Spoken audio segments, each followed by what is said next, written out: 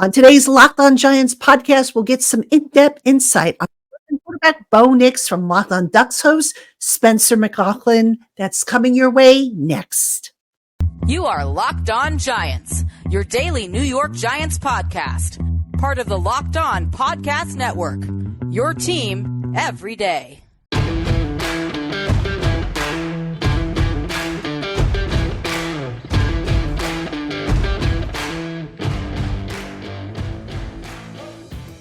This episode of the Locked On Giants podcast is brought to you by LinkedIn Jobs. LinkedIn Jobs helps you find the qualified candidates you want to talk to faster. Post your job for free at linkedin.com/lockedonnfl. That's linkedin.com/lockedonnfl to post your job for free. Terms and conditions apply. Hello, New York Giant fans, and welcome to another edition of the Locked On Giants podcast, part of the Locked On Podcast family, your team every day. My name is Patricia Traina, P-Train, credentialed member of the New York Giants media for Locked On and for Giants Country, part of the Fan Nation Network. And I want to send a shout out always to my Blue Crew community members, my everydayers, my newcomers, and everybody in between. You are all appreciated and loved by yours truly. Thank you for making us your first listen of the day, or if you watch on YouTube, your first watch of the day. And don't forget, if you are watching on YouTube, please subscribe, like, and this channel and click that little bell for notifications whenever I have a new video, whether it be a podcast or a short.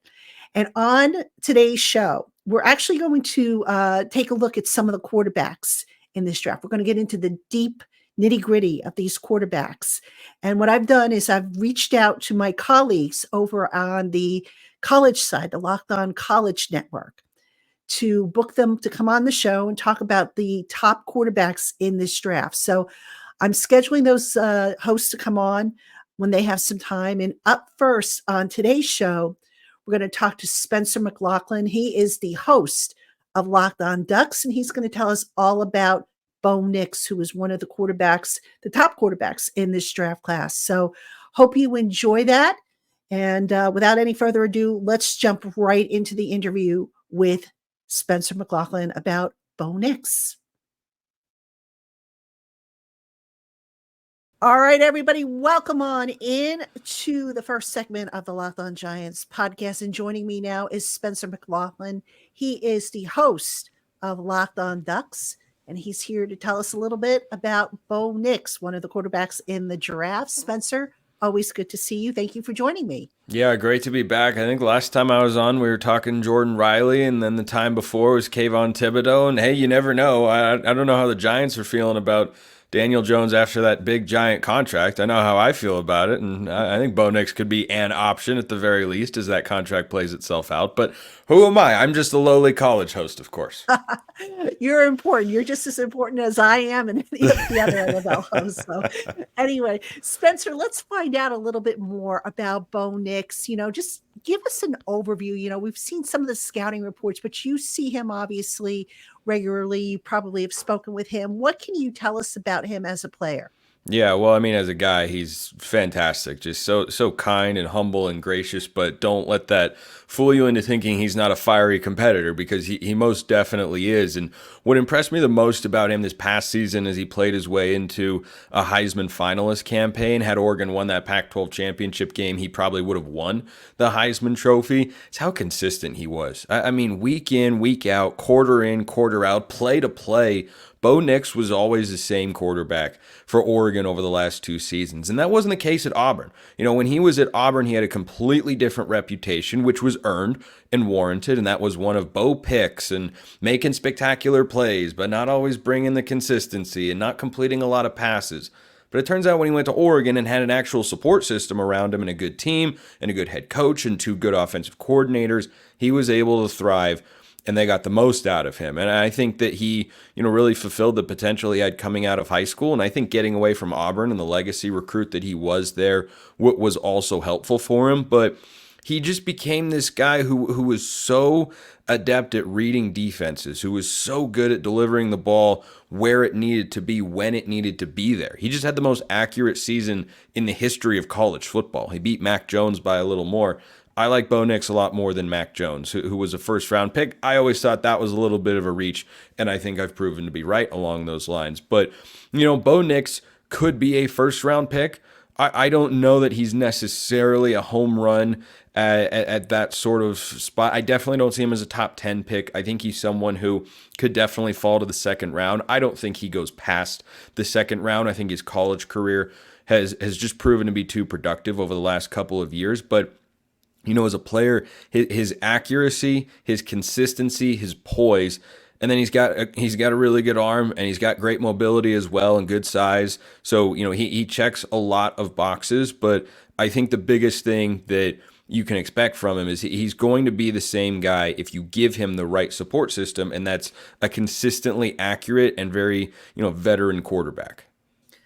Let's take a step back here. For those who aren't familiar with the type of offense Oregon runs, what do they ask of their quarterbacks? Do they do a lot of RPOs, zone reads, or are they purely pocket passers? What do they typically do there? Well, over the last couple seasons, there were two different offensive coordinators. A lot of similarities between the two schemes, to be sure. I think that Kenny Dillingham in 2022 had a little bit more quarterback run, typical spread components to his offense, whereas Will Stein is much more RPO based, and they ran a lot of RPOs this past year. And Bo Nix, is very comfortable and familiar with making all those different sorts of reads. And I know those, can be used in the NFL, but they're not quite as prevalent because of the 1 versus 3 yard rule, which I actually wish they would put into college football, just as a quick side note, because I think it's, you get too much leeway on an RPO for a lineman to be able to go 3 yards down the field and you still throw a pass. I think it's too much, but that's just me. So I think for Bo Nix, he's going to be very familiar in any sort of RPO situation, whether that's a bubble screen, routes developing down the field, like that little, bubble post concept that the Dolphins ran all season long with Tyreek Hill and Jalen Waddle and whatnot.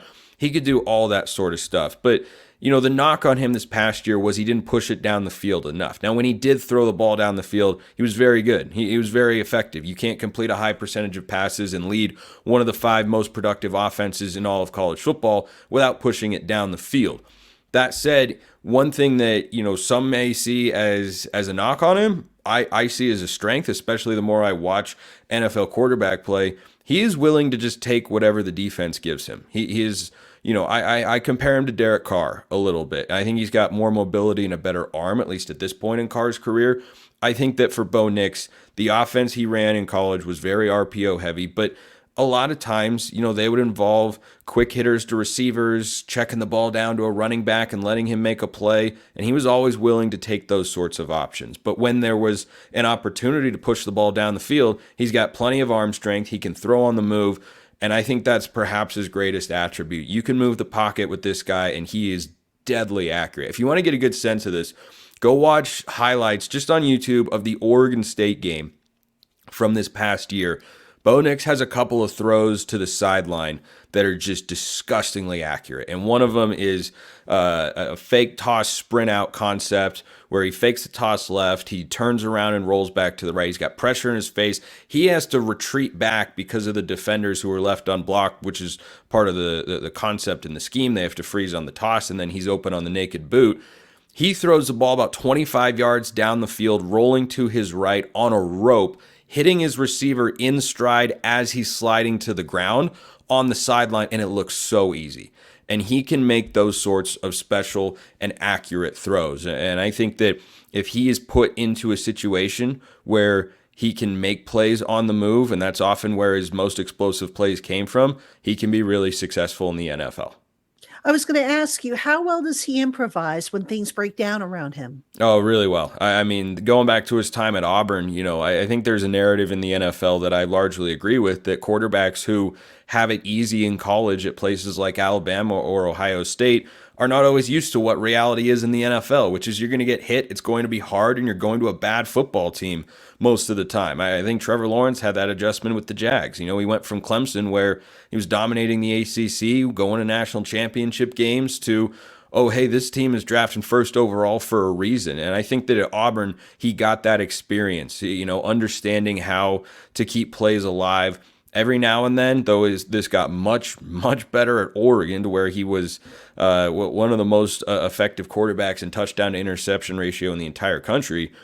He's someone who, will try to make a play that isn't always there, but I think that got coached out of him very well whilst at Oregon, but he didn't lose his ability to improvise. If he has a free rusher, he's not going to give up on the play. He's going to find a way to make somebody miss in the pocket. He's going to get outside, and he's going to push the ball down the field, or at least be able to pick up positive yards with his legs. So I think the mobility and improvisation are absolute plus characteristics for him, and playing from the pocket is something he's capable enough, more than capable enough at, to be successful in the NFL. Hey, Giant fans, LinkedIn Jobs knows that your small business's success all depends on the teams you surround yourself with. That's why LinkedIn Jobs has created the tools to help you find the right professionals for your team faster and for free. LinkedIn isn't just another job board. LinkedIn has a vast network of more than 1 billion professionals, which makes it the best place to hire. It's so easy, in fact, that 86% of small businesses get a qualified candidate within 24 hours. It's why small businesses rate LinkedIn Jobs #1 in delivering quality hires versus leading competitors. So don't spend time sorting through endless resumes and dead-end leads in your search for the right candidates for your business. Put LinkedIn Jobs to work for you today for free by visiting linkedin.com/LockedOnNFL. Terms and conditions apply. Hey, Giant fans. So there are some days that I get so incredibly busy that I just don't have the time to cook or run out to a local eatery to pick up takeout. Thanks to DoorDash, I don't have to. DoorDash brings me everything I want, whether it's from a local eatery or a national chain. I've even used DoorDash to get incidentals delivered from pharmacies and local convenience stores. And when I'm really in a pinch, groceries. DoorDash is fast, easy, and convenient. Just download their app, find the establishment from where you want to order, and select from the menu options. You'll get what you ordered, or they'll make it right. And right now, new customers can get 50% off up to a $10 value on their first order of $15 or more when they download the app and enter the promo code LOCKED23. Give DoorDash a try today and see just how easy it is to get what you want when you want it. That promo code again for 50% off up to $10 on any order of $15 or more is LOCKED23. Offer subject to change. Terms apply. The Giants, of course, if they were to take Bo Nix, they have to fix their offensive line. I think everybody who follows the Giants can agree on that. The offensive line is never going to be perfect. So that being said, my feeling is that the quarterback needs to process quickly. How quickly do you see Bo Nix, processing, especially, behind a line that maybe isn't going to be perfect every time? I think he knew where to go with the football before his offensive coordinator sometimes. I mean, there were so many plays this year where, some quarterbacks will, and you see this a lot with young quarterbacks, they'll lock onto a receiver before the play, and whether or not it's there, they'll try and force it, right? Classic stare down. Typical young quarterback mistake, game's moving too quickly. Bo Nix did something this past year that I've never seen an Oregon quarterback do. And Duck fans can tell you we've had a lot of good quarterbacks come through the program, right? Justin Herbert was very good, though he's certainly been better in the NFL. Marcus Mariota, go back to Vernon Adams, even Darren Thomas. It's been a really good line of quarterbacks. And Bo Nix just had one of the 2 best seasons in the history of Oregon football. And one of the reasons I think he did that is his ability to read a defense. And certainly he'll get more complex looks and better disguises from NFL defenses. But all season long, he knew exactly where to go with the football because I think he worked very well with Oregon's offensive coordinator, Will Stein, and they had well-designed, well-schemed, and well-executed plays. But he knew where he was going with the football, and he knew he had to get it out quickly sometimes, but he was not putting the ball in jeopardy because he was understanding the play, looking at the defense and saying, this is going to be here as long as I get the ball out on time. And that was just always the case. It was always there. And I think that his ability to sit there and read a defense and understand what that means for the route concepts and where he's going to be able to attack was one of his greatest strengths for each of the last 2 seasons, but it was particularly on display this year. It's how he completed over 77% of his passes. Where can he get better? Throwing from the pocket deep down the field. I think that's something that he's capable of doing, but I think he has a tendency sometimes to lean on those more short check down passes. And again, the Derek Carr comparison is the most apt one that I can come up with. Someone could maybe find another one, but sometimes the criticism of Derek Carr is, he comes off of a deep shot too quickly in order to take a check down. And there were a lot of times where, defense was taking everything away deep and he needed to take what was underneath. There were other times where he didn't always give the play a chance to develop because the check down was there. So I think that's the biggest element that can be coached out of him, is or not coached out of him, but improved by coaching in the NFL or learning and understanding an offense and the philosophy, is when you have a play design and it's supposed to, you've got an opportunity to take a shot here. Another great example, not that it was necessarily terrible, but again, in the Oregon State game, there was a 3rd and 5, third quarter maybe, and it's a 5 receiver set, and he reads man coverage, and he's got Tez Johnson, his slot receiver, who's really good, one-on-one with a linebacker, and he ends up, he's running an option route, and he beats him to the inside. Bo Nix puts it on him, delivers it for a first down. Well, he also had one-on-one with a running back on a linebacker on the outside, who, if you watch the play, beats him for what should have been an easy float over the top. It was cover one. The safety had no chance of getting over there in time, and it would have been an easy touchdown. Oregon ended up having to settle for a field goal try. So those are the sorts of instances where, if you really break down his game, you can look at and see, okay, he's coming off of a deep shot too much sometimes, and he's taking the underneath stuff too often sometimes. I think a willingness to not just throw the ball down the field or rely on your arm and trust your teammates to make a play is a good thing, but I do think he can carry that too far sometimes. And if you design a shot play, he might take one look and, if he doesn't think that it's 100%, I've got a great chance to complete this pass, then he's going to check it down. I think there were a couple times, I remember there was a play in the USC game as well, where he came on an underneath route. Again, completed pass, forward yardage, but if you watch the play develop, he would have had time to throw, and there was a deep shot that was opening up, but he took the underneath instead. So I think, it's not about his arm talent or accuracy going down the field. It's about his willingness to stand in the pocket, give a chance a play to develop, and maybe take a few more of those 50-50 shots. What about his intangibles and his readiness for the NFL? Because, sometimes you get guys who feel that they're ready, they declare for the draft, or they're eligible, they enter the draft, whatever, and they're really not ready. So what can you tell us about the intangibles and his readiness? Well, he's the most experienced starting quarterback in the history of college football, so there aren't a lot of things about the game that he has to learn.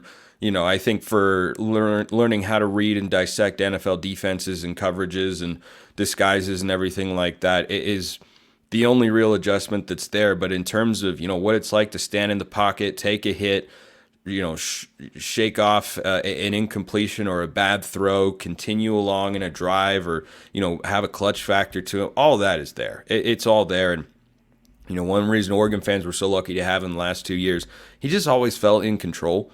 Every single time he was behind or under center, you felt like he knew where he wanted to go with the football and where the ball should be going. And I think that's one of the biggest things he brings to the NFL is he's not a raw prospect. I don't think he has a ton more growth as a quarterback. I think he is much further along because of his time in college, and certainly everyone can become a better version of himself in the NFL. Justin Herbert is a great example of that. But Bo Nix, what you saw from him in college, I think that's what he looks like at his best in the NFL. And, he certainly needs a good support system around him. We saw that in, what he did at Auburn versus what he did at Oregon. But it turns out most quarterbacks need a good support system around them or they aren't going to do very well. So I think for Bo Nix, his ability to just come in and know football, have experience, make throws, and make no mistake about it, he can make a lot of high-level NFL throws. He puts plenty of those on film. I think learning to make more of them is where he can continue to grow. Hey, Giant fans, quick withdrawals, easy gameplay, and an enormous selection of players and stat types are what makes Prize Picks the #1 daily fantasy sports app. But did you also know that Prize Picks offers a reboot policy so that your entries stay in play even if one of your players gets injured? That's right. Now you don't have to worry if your football and basketball players exit the game early, only to return later on because that player is rebooted. That makes Prize Picks the only daily fantasy sports platform with an injury insurance policy. Prize Picks gives you the chance to pick combo projections across football and basketball from the Specials League that was created specifically for combo projections featuring two or more players from different sports or leagues. Prize Picks is just so easy to play. Just pick two or more players, predict their stats, and sit back and see how they perform. It all takes less than 60 seconds to make an entry. So what are you waiting for? Go to prizepicks.com/lockedonnfl and use the promo code LockedOnNFL for a first deposit match up to $100. That's prizepicks.com/lockedonnfl. And that promo code is LockedOnNFL for your first deposit match up to $100. Prize Picks, daily fantasy sports made easy. When he gets to the next level, the NFL level, is he day one ready, or what do you feel he still needs to show coaches at the NFL level before they feel confident enough to put him on the field? I think that depends on the offensive scheme that he's going to, the system that is being run, because some are more complicated than others, and it doesn't suit somebody well to, step in and try to take it all right away. It can be like trying to drink out of a fire hose. And Bo Nix is certainly a very knowledgeable guy. He's someone who was in control at the line of scrimmage for the Ducks all season long. There are more than a few examples of that. The coaching staff at Oregon will tell you that openly about the number of times they were in a certain play or in a certain protection and Bo checked him out of it, and then it ended up working out. Like, he's certainly comfortable with that. Now, that was in an offensive system and scheme, of course, that he knew exceptionally well, and probably less complex defenses at the college level than what you're going to see in the league. So I think it really does depend. He's not someone who hasn't played a lot of football, so he can come in and start for you week one. But if you have, a system that you need to be run and executed in a very specific way, rather than just going and playing quarterback, like the Bills, for instance. I don't think the Bills are the most complex offensive system. I feel like their offense is Josh Allen, do everything, please.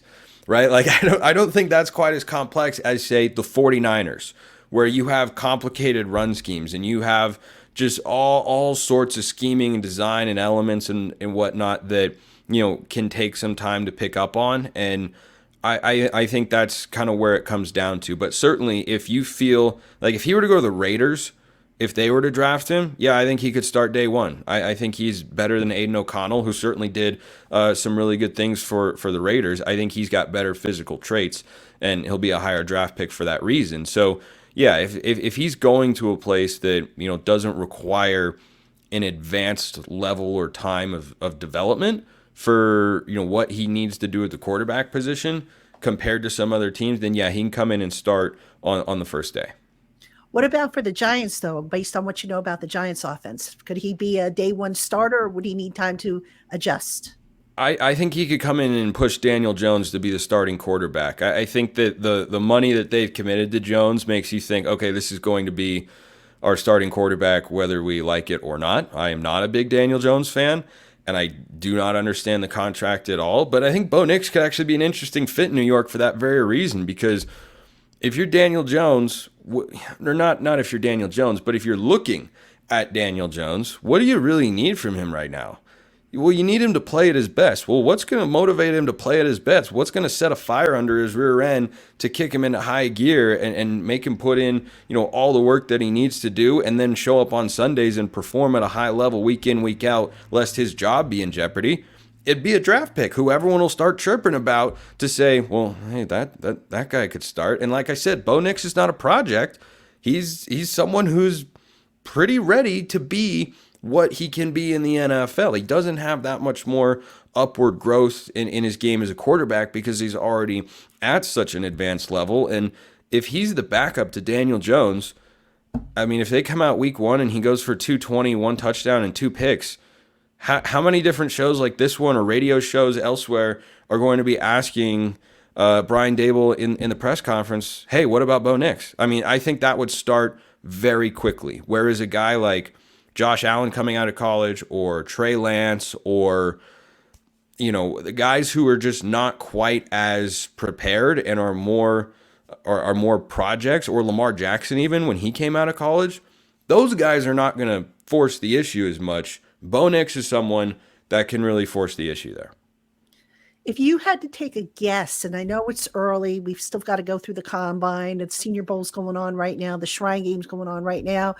Where do you project Bo Nix to go in this draft? I'd say late first, early second. I would be surprised if he falls past the middle of the second round. I'll say the 17th pick of the second round. I can't see him going past there. I need to double check the draft order to get a specific number there, but just kind of overall sense, I do not see him as a third round quarterback. If Mac Jones and Kenny Pickett are first round picks, Bo Nix certainly can be. Now, neither of those, in my view, warranted a first round pick. They still received one. And I think that for Bo Nix, the production that he's put on the field, the way he played, particularly this past season, the growth he showed, the coachability that he's shown. That's another thing coaches rave about with him. Just a super coachable guy. Wants to get better, wants to be coached, wants to allow the staff to make him the best version of himself as a football player. And I think this past year's staff, Dan Lanning and Will Stein and the rest of the offensive staff, did a great job of doing just that. I don't see somebody like that falling past really, really early to maybe mid-second round, but I think that's the back end. I think he's probably a mid to late first round pick, and that can, of course, depend on what goes down on draft day and who trades and who wants this, that, and the other thing. But if Kenny Pickett, Mac Jones, and Jordan Love can all be first round picks, Bo Nix absolutely can be. So I'll say he gets picked somewhere between 18 and 23. That'd be my guess.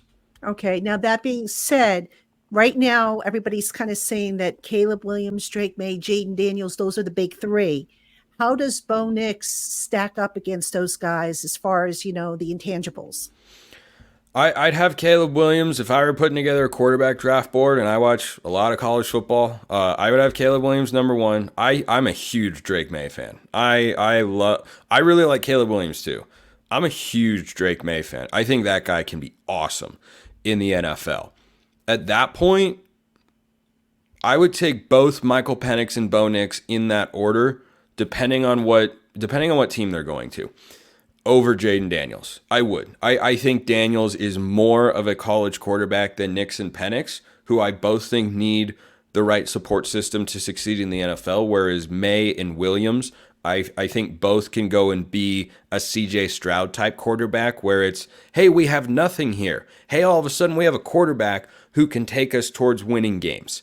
Not every quarterback is like that. Most quarterbacks are not like that. I think at least one, if not both of those guys can be that for whatever team drafts them. I don't think Nix is that sort of guy. I don't think Penix is that sort of guy, but I would take both of them ahead of Jaden Daniels. What else, a final question for you. What else can you tell us about Bo Nix that maybe isn't really, mainstream news, but is well known within, the Oregon community about his play, about his personality, about, whatever? Then I don't. I mean, I think he's someone who is very rooted. He's such a down to earth. He knows who he is. He's married, he's not a father, but he's someone who is older in college football and still feels mature beyond his years relative to everything that he's been through. The way he thinks about questions when asked, he is always genuine and polite with the media and everybody. You'll never hear anyone say a bad word against him. Dan Lanning had him babysit his kids. That's something that took place for the last couple of years. Is Bo was a babysitter for the Lanning family, and I think that's a testament to the type of character that he has. And he's such a nice guy. And if you ever get the chance to meet him or talk to him, he's a really, really nice guy, and he loves football. He really, really loves football. He's very rooted in family and his faith and football as well, but I think that sometimes nice guys can come off as, well, does he like Trevor Lawrence, for instance, I think faced those sorts of questions. He's such a nice guy. Does he really love football? Bo Nix is a fiery competitor. He wants to win. I think he understands X's and O's as well as any quarterback coming out in this draft. He is really, really sharp, and he's just a really, really good dude who loves to compete. Like this guy at the very least, even if he comes in and isn't a starting quarterback and he's backup, I think he's a home run for the locker room no matter where he lands. Spencer, great stuff. I really, learned a lot about Bo Nix. I've been studying some of, the tape and, but it's always good to get a firsthand account of what a guy is like, because that's the stuff you really don't see behind the scenes. So I certainly appreciate you sharing all that information with us. Yeah, you're very welcome. Glad to have come on. Go Ducks. All right, folks. He is Spencer McLaughlin. You can find him on the Locked On Ducks podcast. And who knows, if the Giants end up drafting another Oregon player, I'm sure, hopefully, we'll be able to have Spencer back on the show. I'm here anytime. Anytime. And we appreciate that. All right, Giant fans, that's going to do it for this edition of the Locked On Giants podcast. Keep it here the rest of the week. We're going to hear from Brandon Olson, who is down on the ground at the Senior Bowl. We're going to have Locked On Giants live on Friday night. We got so much more coming up, including more quarterback profiles with our Locked On College hosts. For Spencer McLaughlin, I'm Patricia Traina.